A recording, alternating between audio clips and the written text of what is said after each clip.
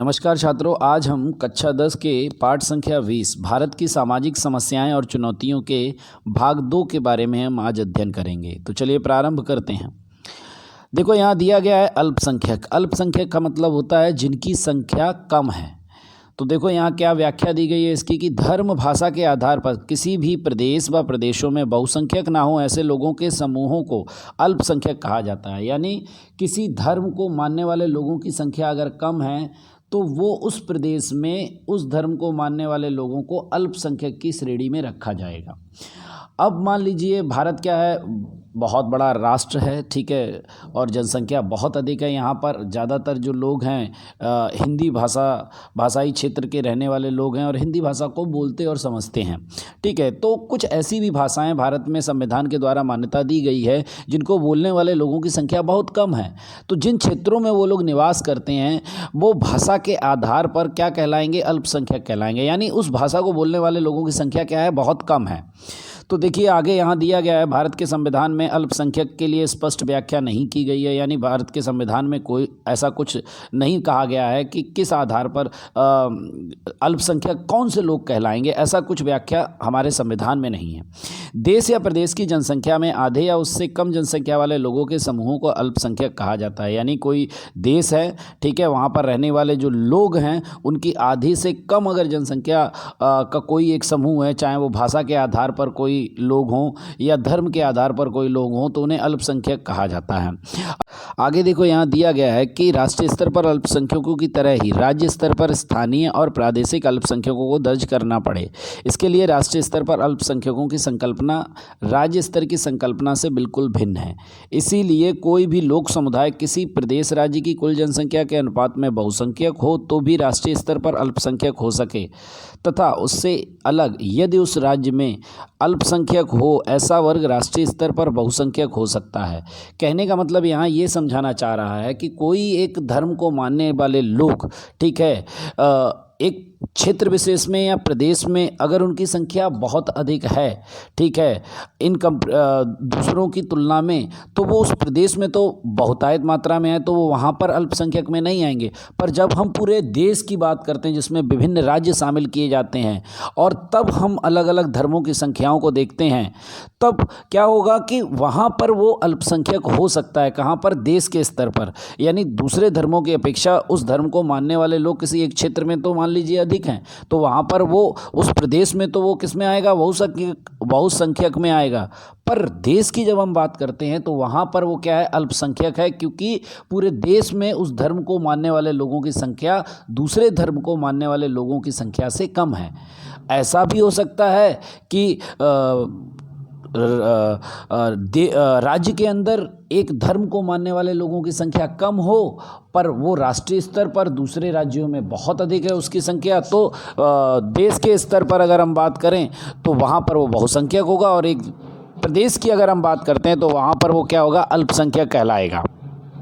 यहाँ देखिए दिया गया है, भारत में अल्पसंख्यकों की बहुसंख्यकों की तरह ही अधिकार समान स्तर पर मिलते हैं।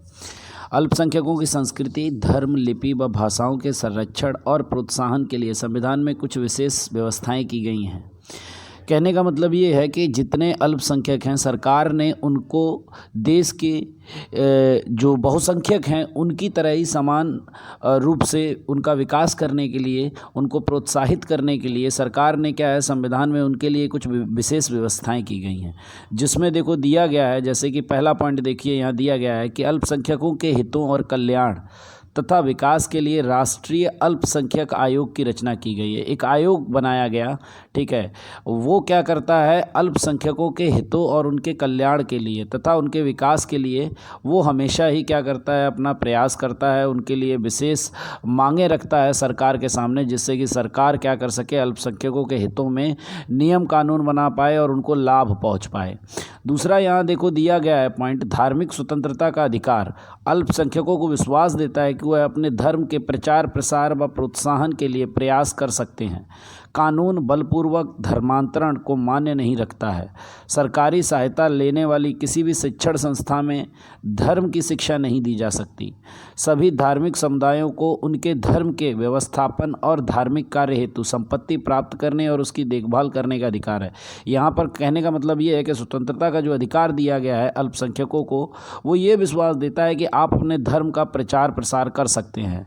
पर यहाँ पर एक बात और भी कही गई है कि जो धार्मिक संस्थाएं या शिक्षण संस्था जो भी हैं, ठीक है, कोई भी विद्यालय है या आपका विश्वविद्यालय है, उनमें अगर सरकार से प्राप्त कुछ धन अगर उनको प्राप्त होता है तो वो उस शिक्षण संस्था में धर्म की शिक्षा नहीं दे सकते हैं, किसी एक धर्म की शिक्षा नहीं दे सकते हैं। सभी धर्मों को समान रूप से उन्हें क्या करना पड़ेगा, रखना पड़ेगा विद्यार्थियों के सामने, आने वाली युवा पीढ़ी के सामने।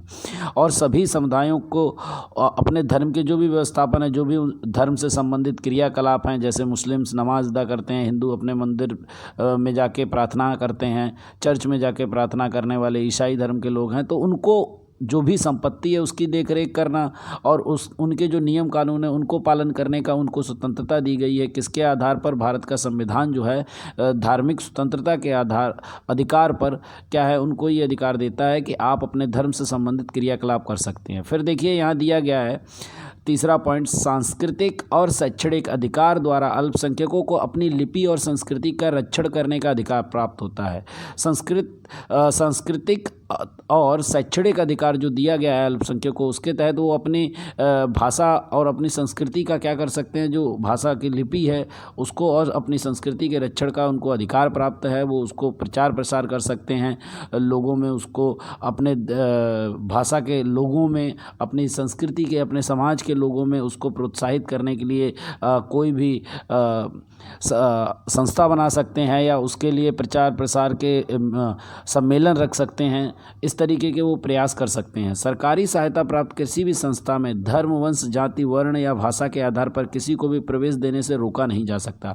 यानी जो संस्थाएं हैं, जो सरकारी शिक्षण संस्थान हैं और जिनको सरकार द्वारा क्या है कोई भी धनराशि प्राप्त होती है, ऐसे संस्थानों में आप किसी धर्म के या वंश या किसी पर्टिकुलर जाति के या किसी भी भाषा के आधार पर, आप किसी भी आधार पर जो जितने यहाँ दिए गए हैं उनके आधार पर आप क्या है किसी को आप उसमें प्रवेश लेने से मना नहीं कर सकते हैं, क्योंकि वो सरकार द्वारा क्या है आपका धनराशि प्राप्त करता है। उसके लिए तो सरकार ये अधिकार देती है, सांस्कृतिक और शैक्षणिक अधिकार देती है कि आप क्या कर सकते हैं, अपने हक के लिए लड़ सकते हैं। आगे देखो दिया गया है यहाँ पर, समाज के सभी वर्गों को अपनी पसंद की भाषा लिपि बनाए रखने, विकास करने और इसके लिए शैक्षणिक संस्था स्थापित करने और चलाने का अधिकार है। आप अपने समाज के वर्गों को जो भी उनकी भाषा जो वो पसंद करते हैं लिपि बनाए रख सकते हैं, ठीक है, उसका विकास कर सकते हैं। और शैक्षणिक संस्था अपनी लिपि भाषा को बचाने के लिए वो शैक्षणिक संस्थान की स्थापना भी कर सकते हैं। ये उनको अधिकार दिया गया है, किनको? अल्पसंख्यकों को। भारतीय अल्पसंख्यकों के बालकों को प्राथमिक शिक्षण मातृभाषा में मिले, ऐसी सुविधा राज्य सरकार देती है। जैसे कि गुजरात में रहने वाले लोगों को प्राथमिक विद्यालय जो हैं वो गुजराती में दिए गए हैं, फिर महाराष्ट्र में रहने वाले लोगों के प्राथमिक विद्यालयों में मराठी स्कूल्स खोले गए हैं। तो ये क्या है, भारतीय अल्पसंख्यकों के बालकों को प्राथमिक शिक्षण जो है उनकी मातृभाषा में ही दिया जाएगा, ऐसी राज्य सरकार ने सुविधाएं की हैं। चलिए नेक्स्ट स्लाइड पर चलते हैं। देखो यहाँ दिया गया है अनुसूचित जातियाँ और अनुसूचित जनजातियाँ, इनके बारे में देखो यहाँ दिया गया है। अनुसूचित जातियाँ और जनजातियों का कोई भी स्पष्ट व्याख्या जो है वो संविधान में नहीं कही गई है कि आप किस जाति को अनुसूचित जाति कहेंगे और किस जाति को अनुसूचित जनजातियाँ कहेंगे, ठीक है, ऐसी कोई व्याख्या संविधान में नहीं है। संबंधित राज्य के यानी किसी भी राज्य में जहाँ पर वो जातियाँ रहती हैं वहाँ के राज्यपाल के साथ परामर्श होगा और राष्ट्रपति द्वारा आदेश दिया जाएगा कि इस जाति को क्या है अनुसूचित जाति में सम्मिलित किया जाए, इस जाति को अनुसूचित जनजाति में शामिल किया जाए, तभी क्या है उस जाति के लोगों को अनुसूचित जाति और जनजातियों में शामिल किया जाता है। जातिवादी के कारण कुछ जातियों का शोषण रोकने, उनके प्रति अन्याय कम करने, समानता व भातृत्व भाव से उनमें रही संकुचितता दूर करने, उनका सामाजिक, आर्थिक व शैक्षणिक विकास हो, इस उद्देश्य से भारतीय संविधान में कुछ विशिष्ट प्रावधान किए गए हैं। यानी बहुत सारी जातियों के साथ शोषण होता है, उनके प्रति अन्याय होता है, तो ये अन्याय ना हो, उनका शोषण ना हो, ठीक है, समाज में लोग सभी उनको उनको समान समझें, इसके लिए उनको शैक्षणिक विकास हो उनका, ठीक है। सो शिक्षा में भी उनको विशेष प्रावधान संविधान में दिए गए हैं, संविधान में उनके लिए विशेष प्रावधान किए गए हैं। तो संविधान की कलम देखो इसमें दिया गया है 341 के अनुसार, यानी ये आपका क्या है, आर्टिकल 341 कलम जो है, ठीक है, अनुच्छेद जो है 341 के अनुसार अनुसूची में समाविष्ट जाति को अनुसूचित जनजातियों के रूप में पहचाना जाता है। 341 कलम 341 में जो भी सम्मिलित जातियां हैं वो सभी किस में आएंगी, किस वर्ग में आएंगी, वो आएंगी आपकी अनुसूचित जातियों में। फिर इसके अलावा देखो 342 में अनुसूची में समाविष्ट जातियों को किस में सम्मिलित किया गया है, इन सभी जातियों को हम अनुसूचित जनजातियों के रूप में पहचानते हैं। अनुसूचित जनजातियों में ऐसे लोगों का समावेश किया गया है जो अधिकांशतः जंगलों और पर्वतीय क्षेत्रों में रहते हैं, यानी वो लोग इसमें सम्मिलित होंगे जो जंगल और पहाड़ों पर रहते हैं, विशिष्ट भौगोलिक स्थिति में निवास करते हैं, यानी बहुत ज़्यादा डेजर्ट एरिया यानी रेगिस्तान एरिया में रहते हैं, या ऐसी भौगोलिक स्थिति इनकी क्या है, अन्य सामान्य लोगों से अलग होती है, उन लोगों को क्या है जनजातियों में सम्मिलित किया जाता है। एक दूसरे से अलग सामाजिक व सांस्कृतिक जीवन ये जातियां जीती हैं, यानी हम जैसे सामान्य जीवन जीते हैं वैसे ये जातियां नहीं रहती हैं, इनके अपने तौर तरीके अलग होते हैं, इनके समाज की जो सामाजिक व्यवस्थाएं हैं वो अलग होती हैं, ठीक है। तो सामान्य लोगों से आर्थिक व शैक्षणिक रूप से ये क्या होते हैं, थोड़े पीछे होते हैं, यानी इनका विकास उतना अभी भी नहीं हुआ है जितना मतलब सामान्य हम लोगों का हो चुका है, सामान्य लोग जो हैं। चलिए नेक्स्ट स्लाइड पर चलते हैं। यहाँ देखो संवैधानिक प्रावधान दिए गए हैं। हमारे संविधान में अनुसूचित जातियां व जनजातियों के विकास और कल्याण के लिए कुछ विशेष प्रावधान दिए गए हैं जो निम्न अनुसार हैं, जिसमें कुछ सामान्य प्रावधान है, जिसमें देखो दिया गया है आर्टिकल 15 के अनुसार क्या कहा गया है।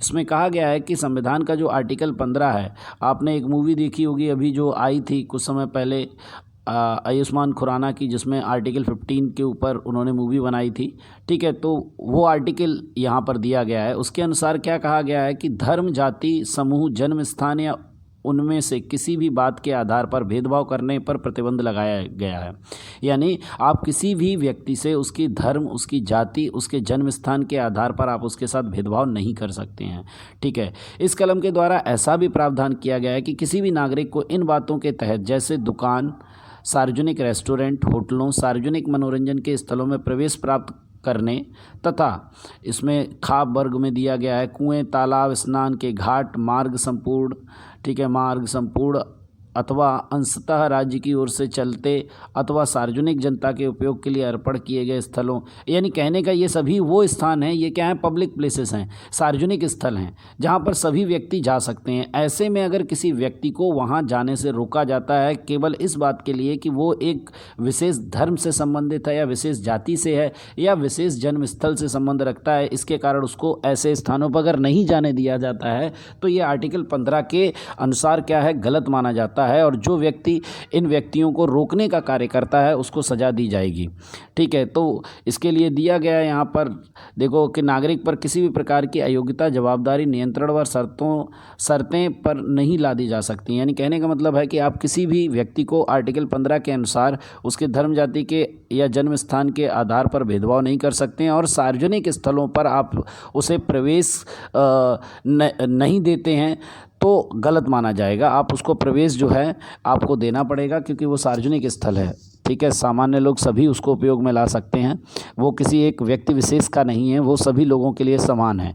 इसीलिए सभी को यहाँ पर राज्य सरकार हो या केंद्र सरकार हो, सभी ने आर्टिकल 15 के अनुसार क्या है, इनको सार्वजनिक स्थल के रूप में माना है और यहाँ पर सभी को प्रवेश मिलेगा। आर्टिकल 29 के अनुसार देखो क्या दिया गया है कि भारत के प्रदेश अथवा उसके किसी भी भाग में निवास करने वाले किसी भी नागरिक को अपनी विशिष्ट भाषा, लिपि या अपनी कही जा सके ऐसी संस्कृति हो तो उसे बनाए रखने का अधिकार है। आर्टिकल 29 ये कहता है कि आप अपनी भाषा को, आप अपनी लिपि को, आप अपनी संस्कृति, जैसे जनजातियाँ क्या है, आपके अजीब तरीके से कपड़े पहनते हैं, अजीब तरीके की बोलियां बोलते हैं, खाने का तौर तरीका उनका अलग होता है, उनकी शादी करने का तरीका अलग होता है, तो वो अपनी, ये पूरी उनकी संस्कृति कहलाती है, तो वो अपनी संस्कृति को बनाए रखें, इसका अधिकार उनको कौन देता है, आर्टिकल 29 संविधान का देता है कि आप अपनी संस्कृति को बनाए रखते हैं। फिर खा वर्ग में देखो दिया गया है केवल धर्म, जाति, भाषा या उसके किसी भी आधार पर राज्य की ओर से चलने वाली अथवा वित्तीय सहायता से चलने वाली किसी भी शैक्षणिक संस्था में नागरिक को प्रवेश लेने से रोका नहीं जा सकता। आर्टिकल 29 के खा वर्ग में ये भी कहा गया है कि आप किसी को उसकी जाति, धर्म व भाषा के आधार पर जो भी राज्य के तरफ से मिलने वाले पैसे से चलने वाले जितने भी शैक्षणिक संस्थान हैं उसमें आप उसके साथ भेदभाव नहीं कर सकते हैं। किसी भी शैक्षणिक संस्थान में प्रवेश देने से नहीं रोक सकते हैं किसी भी व्यक्ति को, चाहे वो किसी भी धर्म का हो, किसी भी जाति का हो या कोई भी भाषा बोलने वाला हो, आपको प्रवेश देना ही पड़ेगा। चलिए नेक्स्ट स्लाइड पर चलते हैं। यहाँ देखो कुछ विशेष प्रावधान दिए गए हैं, ठीक है, जनजातियों और जातियों के लिए। तो देखो यहाँ पर क्या दिया गया है, राजनीति के मार्गदर्शक सिद्धांतों की कलम 46 के अनुसार राज्य के जो पिछड़े विभाग हैं, विशेषकर अनुसूचित जातियाँ, अनुसूचित जनजातियों के शिक्षण विषयक व आर्थिक लाभ मिले, इसके लिए राज्य विशेष महत्व देगा और सामाजिक अन्याय, किसी भी प्रकार के शोषण से रक्षा करेगा। यानी ये जो कलम 46 यानी जो दिया गया है यहाँ पर, इसके अनुसार ये है कि जितने भी पिछड़े वर्ग हैं, ठीक है, बैकवर्ड क्लासेस जितनी भी हैं आपके, उन सभी वर्गों को जो समाज में सामान्य वर्ग की अपेक्षा पिछड़े हुए हैं उनको और अनुसूचित जाति व जनजातियों को राज्य सरकार सुरक्षा प्रदान करेगी, किसी भी तरीके का भेदभाव उनके साथ नहीं होने देगी, शोषण नहीं होने देगी। ये जिम्मेदारी किसकी होगी, राज्य सरकार की होगी।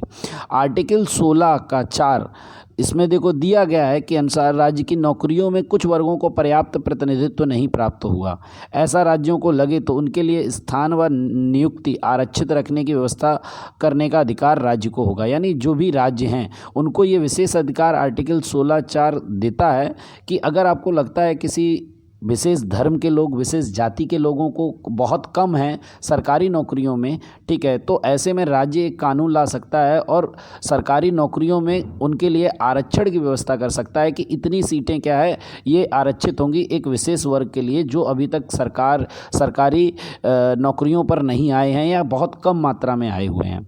फिर देखो यहाँ दिया गया है आर्टिकल 330, आर्टिकल 332 और आर्टिकल 324 के अनुसार अनुसूचित जातियाँ, अनुसूचित जनजातियों के लोगों के लिए राज्य की विधानसभा में, केंद्र की लोकसभा में कुछ स्थान क्या किए गए हैं, आरक्षित किए गए हैं। बट केंद्र में राज्यसभा की बैठक में कोई आरक्षण नहीं दिया गया। आपको मालूम है, मैंने बताया था आपको कि जो विधायिका है अगर कानून बनाने का जो कार्य करती है, ठीक है, तो केंद्र में कौन है, संसद है, और संसद के 2 सदन होते हैं, एक होता है लोकसभा, एक होता है राज्यसभा। तो लोकसभा में ऐसे विशेष वर्गों को क्या है, आरक्षण दिया गया है, पर राज्यसभा में इनके लिए कोई आरक्षण नहीं रखा गया है। इसके अलावा देखो राज्य में जो विधानसभा और विधान परिषद होती हैं, विधान परिषद बहुत ही कम राज्यों में है, आप लोगों को पता है 6 या 7 में है, ठीक है, तो विधानसभा जो है, ठीक है, विधानसभा में क्या है, इनको आरक्षण दिया जाएगा, ये इसकी व्यवस्था दी गई है। इसके अलावा देखिए नेक्स्ट पॉइंट यहाँ दिया गया है, ग्राम पंचायत, नगर पालिका में भी अनुसूचित जाति व जनजातियों के लिए कुछ स्थान आरक्षित किए गए हैं। जो ग्राम पंचायत होती है उसमें भी कुछ सीटें इनके लिए रिजर्व रखी जाती हैं। इसके उपरांत भिन्न भिन्न पंचवर्षीय योजनाओं के अधीन छात्रालयों की रचना, छात्रवृत्ति की योजना, विविध प्रतियोगिता परीक्षाओं के लिए प्रशिक्षण और मार्गदर्शन कक्षाएं शुरू की गई हैं। शैक्षणिक विकास हेतु आश्रम विद्यालय शुरू किए गए हैं। सरकारी नौकरियों में इन जातियों के उम्मीदवारों के लिए उम्र, फीस, योग्यता के निम्न स्तर में कुछ छूट छाट भी दी गई है। इसके उपरांत राष्ट्रीय स्तर पर इन जातियों के लिए राष्ट्रीय आयोग की स्थापना की गई है तथा राज्य और केंद्र सरकार द्वारा इन जातियों के सामाजिक, शैक्षणिक व आर्थिक विकास के लिए विविध प्रकार की योजनाएं शुरू की गई हैं।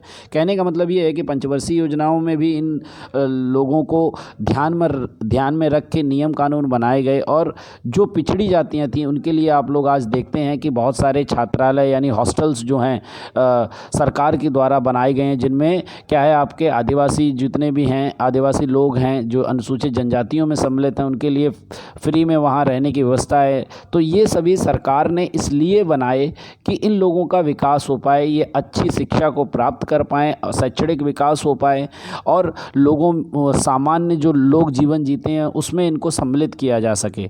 फिर इसके अलावा आप लोग जानते हैं कि जो यहाँ पर छात्रवृत्ति दी गई यानी जो आपका स्कॉलरशिप आती है, ठीक है, तो वो जो है व्यवस्था भी सरकार ने दी गई है कि जो आर्थिक रूप से पिछड़े हुए हैं उनको छात्रवृत्ति दी जाएगी, जिससे कि उस पैसे का उपयोग वो अपने जीवन में शैक्षणिक क्षेत्र में या अन्य विभिन्न तरीके से वो क्या करेंगे, इस छात्रवृत्ति को उपयोग में लाएंगे और अपना स्वयं का विकास करेंगे। विविध जितनी भी प्रतियोगी परीक्षाएं होती हैं उनमें किस तरीके से उनके लिए फ्री ट्रेनिंग रखी जाती है, प्रशिक्षण जो दिया गया है उनके लिए आपका बहुत सारी फ्री फ्री में क्लासें चलाई जाती हैं, जहाँ उनको समझाया जाता है किस तरीके से परीक्षा में बैठना है, किस तरीके से परीक्षा देनी है, ठीक है, किस तरीके का पेपर आता है। इस तरीके की सरकार ने फ्री ऑफ कॉस्ट इनके लिए क्या है सुविधाएं रखी गई हैं। फिर इसके अलावा बहुत सारे स्कूल प्रारंभ किए हैं इनके लिए। फिर सरकारी जो नौकरियां आती हैं उनमें भी इन जातियों की जब फॉर्म भरते हैं लोग तो उम्र में भी छूट दी जाती है। जो फीस पड़ती है सामान्य लोगों की उससे भी कम फीस में इन लोगों को फॉर्म भरने का मौका मिलता है, ठीक है। योग्यता में भी इनका कम से कम स्तर रखा जाता है, जिससे कि ये लोग भी क्या है सामान्य जो समाज के लोग जीवन जी रहे हैं उसमें इनको सम्मिलित किया जा सके। तो विभिन्न छूट छाट दी जाती हैं इन लोगों को, और ये आपके राज्य और केंद्र सरकार इनके लिए प्रयास करती है दोनों ही तरीके से कि सामाजिक, शैक्षणिक व आर्थिक विकास इनका विविध योजनाओं के तहत करती है। कौन? राज्य सरकार और केंद्र सरकार दोनों ही मिलके। तो इस